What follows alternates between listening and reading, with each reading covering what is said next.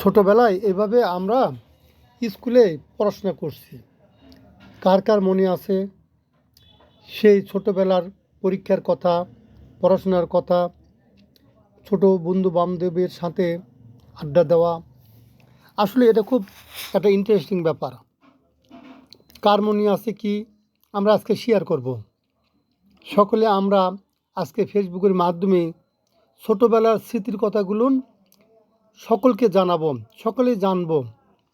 আপনার, আমার, জি।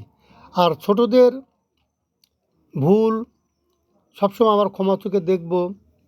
আমাদের যারা ছোট ভাই বোন আছে, হ্যাঁ, এরকম পাড়া প্রতিবেশী আছে, তাদেরকে আমরা ভালোবাসবো। কারণ আজকের শিশু আগামী দিনের ভবিষ্যৎ।